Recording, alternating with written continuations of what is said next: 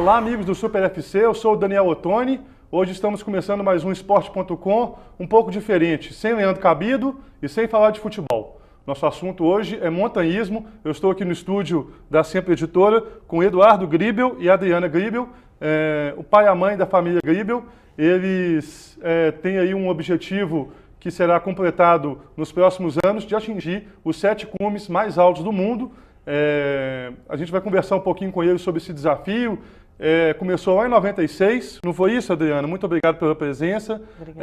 Eduardo, igualmente. Você estava comentando comigo que isso começou em 96, numa viagem que vocês dois fizeram para Bali, na Indonésia. Isso. E foram visitar um vulcão. E aí isso acendeu em vocês aí uma vontade de percorrer aí os picos mais altos do mundo. Foi isso mesmo. Obrigada pelo convite, Daniel, de estar aqui. Foi assim mesmo, a gente estava numa viagem de férias, era para ser uma viagem como qualquer outra viagem de férias, e no período que estava em Bali era praia, não tinha nada de montanha, mas ficamos sabendo que tinha um vulcão em erupção na ilha que a gente estava, e era uma coisa tão inusitada, né? Não podia perder a oportunidade de chegar lá perto e ver. E aí nós fizemos um trekking até bem perto do vulcão, e depois disso foi tão interessante que nós resolvemos incorporar alguma coisa de aventura, de montanha nas nossas viagens de férias com os filhos. E eles foram tomando gosto por isso e virou o hobby da família. Agora já tem 20 anos que a gente faz montanhismo. 20 anos já. E, Eduardo, o que você pode falar? Completamente diferente as aventuras que vocês fazem hoje dessa aventura inicial lá em Bali em 96, que foi bem diferente, né? Uma coisa mais de turismo mesmo, para uma coisa mais bem planejada e com uma estrutura e material diferente. Né? Foi uma evolução muito grande. Essa viagem a Bali efetivamente foi um passeio e que nos despertou para o montanhismo. A partir daí, a Adriana, que sempre com um planejamento muito bacana, foi desenvolvendo novos programas para a gente. Os meninos ainda muito pequenos, com 5, 6, 7 anos, começamos fazendo alguns acampamentos em Petrópolis, a travessia Teresópolis-Petrópolis, que é uma travessia de 3 dias, para os meninos começarem a ambientar em barraca. E eles foram crescendo e os desafios foram aumentando. Já na década, no início dos anos 2000, a Adriana desenvolveu um projeto que era os 7 cumes do Brasil, onde nós tivemos a oportunidade de ir nas 7 montanhas mais altas do Brasil ao longo de 3 anos. Foi quando a Mariana também, que é a caçula, iniciou no montanhismo. E depois do desafio dos 7 cumes do Brasil, sempre intercalado com algumas montanhas no mundo, alguns desafios pontuais de montanhas, tanto nos Estados Unidos quanto na Europa, desenvolvemos o projeto de 7 cumes do mundo. Aí realmente já com um desenvolvimento técnico muito grande, um planejamento muito grande, uma preparação com o fisiologista, com o médico específico, para que a gente esteja sempre preparado e consiga conquistar os cumes dessas montanhas, como acabamos de fazer com o Elbrus agora. Você estava conversando mais cedo aqui com a gente também, o período varia, né? De aventura para aventura, varia entre a data do embarque até percorrer todo o percurso e o retorno, varia e depende muito da logística, do clima, do que acontecer, que imprevistos também, o que mais deve acontecer são imprevistos, né? Varia muito em função da dificuldade da montanha, de quanto tempo demora para chegar ao cume daquela montanha, se é fácil ou não a aproximação para depois começar o ataque ao cume. Então, tem montanhas que a gente demora a chegar lá, né, que às vezes o traslado do Brasil até o lugar é que é demorado, mas às vezes o demorado é mesmo fazer a parte de montanhismo. Então, tem expedições que duram de 4 dias, como foi a do México, que nós fizemos em janeiro agora, que a gente foi na 3ª montanha mais alta do México, ao Aconcagua, que foram 18 dias. Agora, no Elbrus, nós ficamos 2 semanas. Foi 1 semana de expedição, mas como ela é na Rússia, a gente já aproveitou para conhecer Moscou, ver um pouco de história, de cultura, já que a gente estava lá, não é tão longe. Legal. Agora, é necessário uma preparação física também, tanto por parte de vocês como dos meninos, para conseguir encarar esses cumes aí, não passar nenhum tipo de perrengue, essa questão de manter uma atividade física regular, tem essa preocupação também? Nós estamos permanentemente nos preparando para a próxima montanha. Agora mesmo, para as montanhas do ano que vem, já voltamos do Elbrus e já iniciamos o preparo. O preparo de resistência física, ele é praticamente igual a esse preparo que a gente faz para qualquer outro esporte. Acaba que a gente desenvolve um pouco mais de musculação para as pernas, musculação para os braços, que a gente usa um pouco mais. E agora, o preparo efetivo para a alta montanha, a gente só consegue mesmo fazendo alta montanha, que é o que nós chamamos de aclimatação, onde o oxigênio, onde o ar é muito rarefeito, onde o oxigênio que você respira, ele tem uma taxa muito baixa naquele ar. Então essa preparação para que seu organismo se prepare com a falta de oxigênio, essa realmente são esses períodos que a Adriana comentou, que varia de montanha, para você ir se adaptando. Legal. Só para ilustrar para o pessoal aqui, os 7 cumes mais altos do mundo. Eles já foram no Aconcagua, em 2010, no Kilimanjaro, Aconcagua está na América, no Kilimanjaro, em 2007, o monte mais alto da África. Se eu estiver errado, por favor, me corrijam. O Monte Elbrus, agora na Rússia, na Europa Oriental, que vocês percorreram agora em junho desse ano. E aí ficam faltando McKinley, no Alasca, que vai ser percorrido em janeiro de 2018, o Vinson, na Antártica, em janeiro de 2020, o Everest, na Ásia, em abril de 2019, e o Cartes, na Oceania, em janeiro de 2020. Vinson e Cartes, pela proximidade entre Antártica e Oceania, já vão aproveitar essa viagem aí para matar 2 coelhos numa cajadada só. Fazendo uma expedição só, as 2 montanhas. E isso tudo começou depois, essa ideia de percorrer os 7 cumes mais altos do mundo, depois de percorrer os 7 cumes mais altos do Brasil, que foi uma espécie de preparação intensa aí para depois chegar nesse objetivo, um outro patamar, né? Todo montanhista sonha em fazer os 7 cumes mais altos do mundo.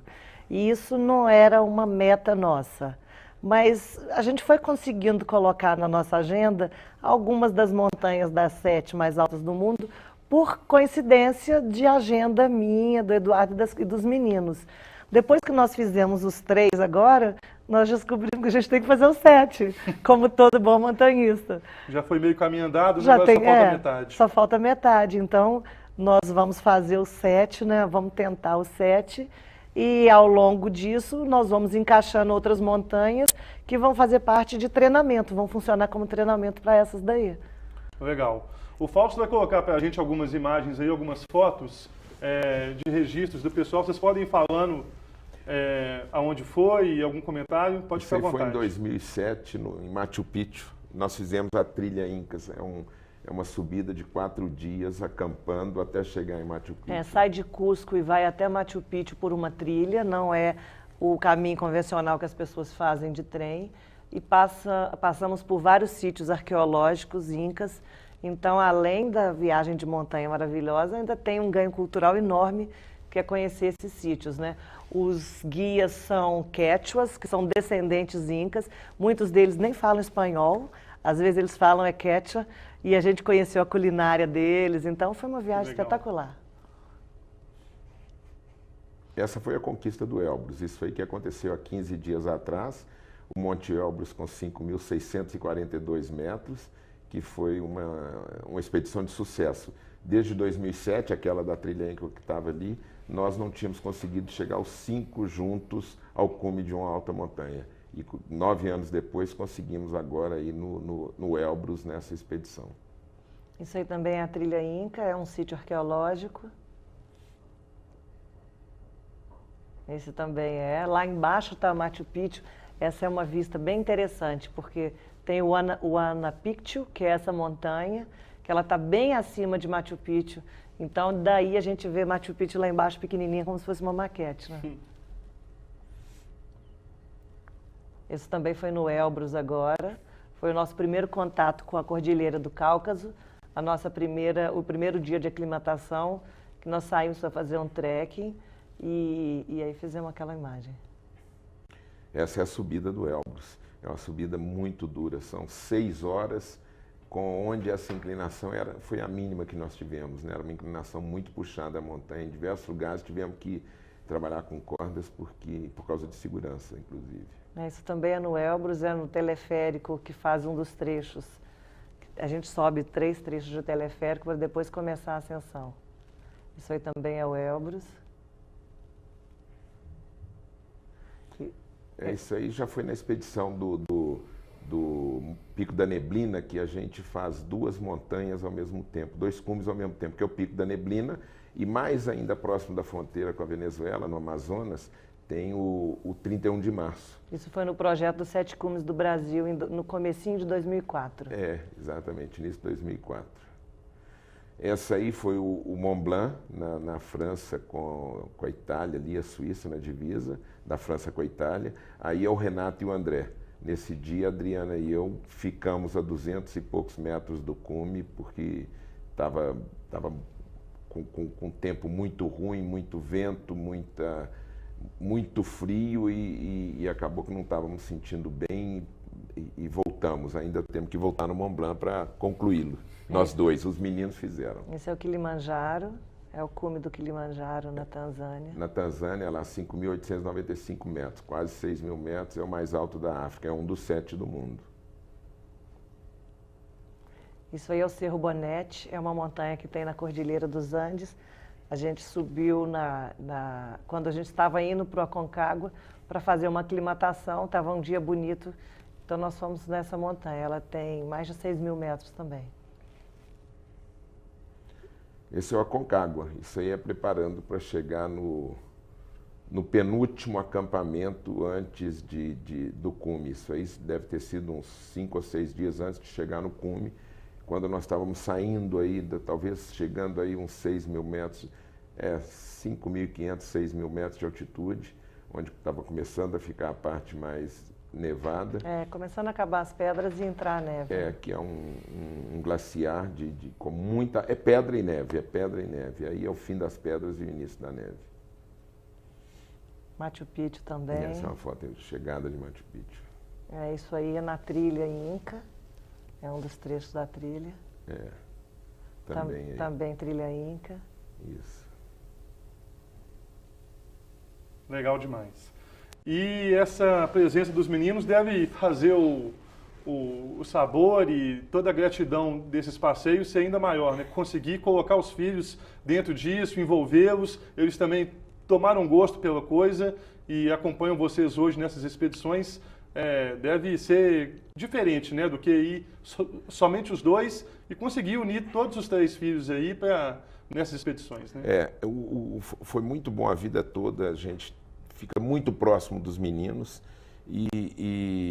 então são 2 aspectos. Um é o que eu gosto muito de ressaltar, que é aquele convívio que a gente tem durante 10, 15 dias, podendo conversar com eles dia e noite sobre diversos assuntos. E o segundo ponto, a Adriana, ela consegue explicar muito bem que foi a educação deles, né, Gata? Os meninos foram criados na montanha, né?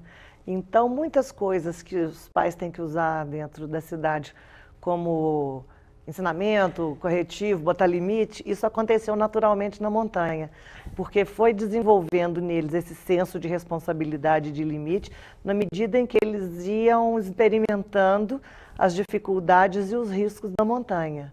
Então a gente fala que foi uma educação interativa por isso, porque os exemplos eram vivenciados a cada momento e eles iam experimentando o que a gente estava falando exatamente. Algum deles apresentou uma resistência maior para se envolver nisso, enquanto outros, às vezes, já animou num primeiro momento, teve uma dificuldade de aceitação? Não, todos eles gostaram desde o começo, acharam instigante, e é uma coisa diferente que a maioria das crianças não fazia, né? Então, eles ainda eram motivo de tema na escola, de assunto, de contar caso, isso era divertido para eles, e eles sempre tiveram esse espírito explorador, né? O espírito exploratório e de conhecer os lugares diferentes. Então, eu acho que eles sempre gostaram. E o muito importante é que mostrou muito os limites para os meninos. Quer dizer, normalmente um menino, um jovem, um adolescente, às vezes não tem medo de nada, em tese não tem medo de nada. E os meninos não, eles nunca hesitaram em dizer que tinham medo. Várias vezes, em diversas situações de montanha, às vezes eles nem avançaram, porque perceberam que tinham medo numa situação de risco.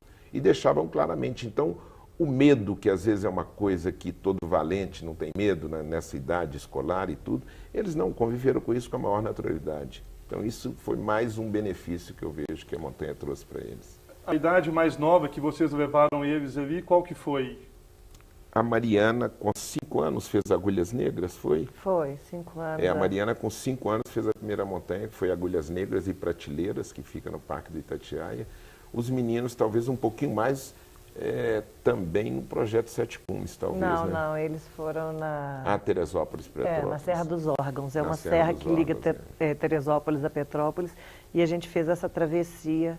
Eles deviam ter uns 12 anos. Agora, interessante é que o Renato e o André são os brasileiros mais jovens que já chegaram no cume do Pico da Neblina, que é o mais alto do Brasil. E quantos anos? Eles chegaram com 17 para 18 anos, são os brasileiros mais jovens.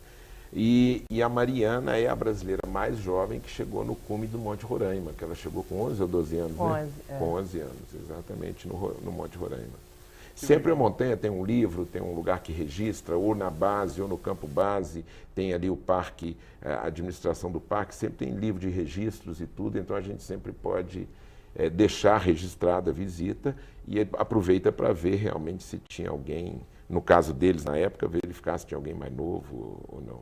Quantos quilos nas costas ali em cada viagem dessa? Cada um tem que subir montanha e encarar quantas horas de caminhada e quantos quilos nas costas? Tem caminhadas que vão aí 10, 11, 12 horas. Agora, a mais pesada foi a Concagua, né? A Concagua nós levamos, eu sei que um dia nós estávamos, os meninos, vamos dizer assim, onde eu me incluo, com 27, 28 quilos, e a Adriana já estava com perto de 20 quilos, né? Foi muito pesado. Foi muito pesado. A Concagua é uma expedição muito longa, então tem que levar muito equipamento e muito suprimento, muita comida. E tinha porteio que saía, a gente saía às vezes de um acampamento e ia para o acampamento seguinte, mais alto, que com uma viagem só a gente não conseguia levar a carga toda. Então a gente tinha que levar a carga, deixar metade dela, voltava, dormia, no dia seguinte levava o resto. E cada um desses percursos, é o que ele falou, eles com mais de 20, eu 18, 19. Normalmente, assim, o seguro, a gente diz que tem que ser 25% do peso da pessoa, é o limite para ela carregar com segurança. Então, assim, meu peso por volta dos 60, eu tinha que carregar 15 quilos. O que passar de 15 já é sobrepeso para mim. E 15 já é muito pesado. Né? Então, você ficar 8, 10, 11 horas. Na vertical, né? Porque você faz um aclive. Quando entra solo de neve ou gelo, é quase que 2 passos para frente, 1 passo para trás. Não tem aquele desenvolvimento para render. Né? É uma ascensão lenta.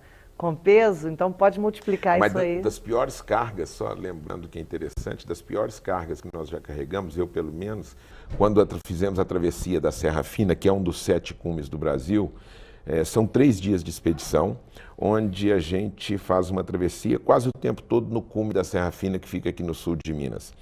E é uma das poucas expedições que nós já fizemos onde a gente não encontra água durante o percurso. Não tem uma nascente, não tem um rio, não tem água nenhuma, enfim. Então nós temos que levar toda a água para higiene, para alimentação, para fazer comida, para hidratar, enfim. Então cada um de nós teve que levar entre 10, 12 e até 14 litros d'água, que é equivalente a 14 quilos, e mais os outros equipamentos na mochila. E transportar uma mochila dessa é muito difícil, pelo menos para mim, porque a água é o tipo da carga que quando você dá um passo vai tudo para um lado, você dá outro passo vai tudo para o outro, então fica uma carga meio que móvel nas suas costas. Então nem sempre o peso é o mais difícil. No caso, carregar a água realmente não é fácil. E imagino que a presença de guia é primordial, né? Tanto para montanhista que já está acostumado, como para os primeiros desafios que aparecem aí, pessoal mais novo. Essa presença de guia é primordial para percorrer alguns atalhos ali e minimizar o desgaste, né? É muita responsabilidade você tirar seus filhos de dentro de casa e levar para uma montanha. Então nós queríamos nos cercar da maior segurança possível. E o guia local, ele conhece aquilo como ninguém. Eles conhecem os sinais da natureza, de que se vai haver uma tempestade está chegando, se está próximo de avalanche ou do que for. Então, eles sabem nos mostrar coisas que a gente, por não estar no ambiente nosso do dia a dia, não conseguir perceber. Então, é muito seguro fazer com guia. A gente vê que a maioria dos acidentes de montanhismo são quando as pessoas se aventuram a fazer sozinhas alguma coisa que elas não estão, num ambiente que não é o dia a dia delas. Né? Conseguem citar aí a maior dificuldade que vocês passaram, às vezes um risco de avalanche, que tiveram que abortar algum tipo de missão?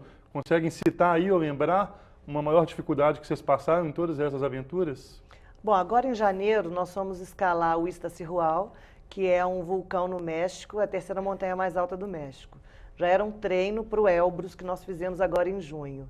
E a gente teve que abortar a expedição no dia do ataque ao cume por causa da tempestade. Nós pegamos, não estava previsto na meteorologia, então tudo aparentava que ia ser um dia tranquilo de cume, mas no meio da expedição teve uma tempestade de chuva e de neve. Então, além de ter neve, tinha água e a chuva dói, né? Porque ela bate e ela machuca, e ventos com uma velocidade muito grande. E a gente teve que abortar a expedição. E depois nós soubemos que todas as expedições daquele dia, todo mundo teve que abortar, porque a tempestade estava muito violenta. Agora, desculpa. Foi um dia foi um dia muito difícil. Eu acho que foi o nosso dia mais difícil de montanha, né? Porque nós já tínhamos saído de madrugada, talvez 1, 2 horas da manhã do acampamento, e isso tudo fomos enfrentando e tentando superar, e o tempo piorando, e a gente na expectativa de melhorar, até por volta de 6, 7 horas da manhã, quando tomamos a decisão de abortar e voltar para o acampamento. Agora, para o pessoal que está nos assistindo perceber como que os valores do montanhismo estão ligados e enraizados no dia a dia deles, eles são proprietários da Tenco, que é uma construtora de shoppings, não é isso? Isso. E eles fizeram questão de envolver os colaboradores da empresa no montanhismo também, fizeram uma seleção de mais ou menos 2 dezenas, 20 pessoas, para começar a acompanhar algumas expedições. Isso começou no ano passado. E o que vocês podem falar dessa iniciativa e como foi essa experiência e a aceitação pelo pessoal da empresa? Bom, primeiro que muitos dos valores que a gente desenvolve no montanhismo e muitos dos atributos que um montanhista tem que ter são valores importantes para o dia a dia das pessoas vivendo em sociedade, exercitados muito no ambiente empresarial, e a gente falava muito sobre isso, sobre trabalho em equipe, sobre liderança, solidariedade, essas coisas estratégia, coisas que a gente exercita lá e que são importantes aqui. E a gente estava sempre com esse discurso. O ano passado, nós resolvemos fazer a primeira expedição. Foi até sugestão do André, nosso filho, que é um montanhista também, de levarmos alguns colaboradores ao Monte Roraima, porque nós inauguramos um shopping em Boa Vista, que chama Roraima Garden Shopping. Para comemorar o sucesso do shopping, nós fizemos essa expedição. Nós abrimos inscrição para as pessoas voluntariamente se apresentarem para ir para a expedição. Tivemos mais de 80 pessoas inscritas. Como a gente não conseguiria levar mais de 20 com segurança pela logística que teria que ter, baixamos o grupo para 20 e criamos critérios de seleção. Então, a gente selecionou as pessoas pela aptidão física, elas tinham que trazer atestado médico, como as academias pedem, dizendo que as pessoas estavam aptas para fazer atividade física.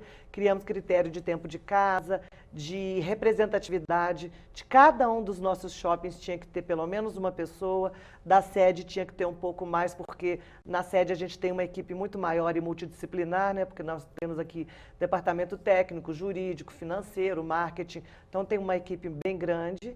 E do shopping em questão, que era o Roraima, também um grupo grande. E aí, com isso, a gente fez uma equipe de 20, levamos essas 20 pessoas. E para isso, o guia é importante também, porque se aventurar, levar 20 leigos para escalar uma montanha, a gente tem que se cercar de toda a segurança possível, para que aquilo seja uma aventura divertida, né? As pessoas têm que voltar adorando aquilo e não voltar achando que foi um risco, ou que foi sofrido, que foi difícil. E aí depois, foi tão bem sucedido que nós resolvemos que agora a cada ano nós vamos criar um grupo assim e escolher uma região de montanha de algum estado onde nós tenhamos shoppings e fazer uma expedição. Então a desse ano foi na Chapada Diamantina para comemorar o Juá Garden Shopping, que é o nosso shopping de Juazeiro. Fausto está colocando aí algumas imagens. Isso é na Chapada Diamantina? Isso é na Chapada Diamantina. Foi uma expedição muito bacana. A Chapada Diamantina é linda e o time da Tenco ficou muito envolvido. Foi muito bacana. Foram 6 dias, né? 7 dias. Uma semana. Uma semana de expedição E é muito bom porque volta o time e aquilo prolifera dentro da empresa. O pessoal deve ficar doido para ir, quem não foi, né? Fica, todo mundo. E os que foram ficam instigando os outros a se inscrever para o próximo ano, para que eles experimentem essa sensação também. É muito bacana isso. E desse ano já teve? Esse ano foi a Chapada. O ano passado foi o Monte Roraima. E agora a gente vai planejar alguma para o ano que vem em função de algum estado onde a gente tenha shopping, né? Muito legal. Eduardo e Adriana, muito obrigado pela presença, muito legal a história. Sucesso para vocês aí, que vocês possam continuar proliferando esses valores de montanhismo e alcançando aí, quem sabe, esses valores além da empresa, no pessoal que tem o privilégio de conviver com vocês diariamente. Eu agradeço a presença e vou abrir uma mensagem final para vocês aí. Fiquem à vontade e muito sucesso aí na caminhada, nos próximos desafios, nas próximas montanhas a serem alcançadas. Obrigado, agradeço o convite por estarmos aqui divulgando um pouco mais e procurando inspirar as pessoas com essa atividade do montanhismo, que realmente é muito legal. O convívio na montanha, o convívio com as pessoas, em nosso caso com a família, ou com os nossos colaboradores da empresa, durante alguns dias, é indescritível. Realmente só quem tem oportunidade de fazer um programa desse pode entender o que é isolar totalmente do dia a dia aqui e viver alguns dias lá na montanha, podendo conversar, podendo desenvolver ideias e conviver em momentos fáceis e difíceis. Muito legal. Esse foi o Esporte.com dessa semana. A gente agradece aí a participação. Um abraço a todos. Até a próxima.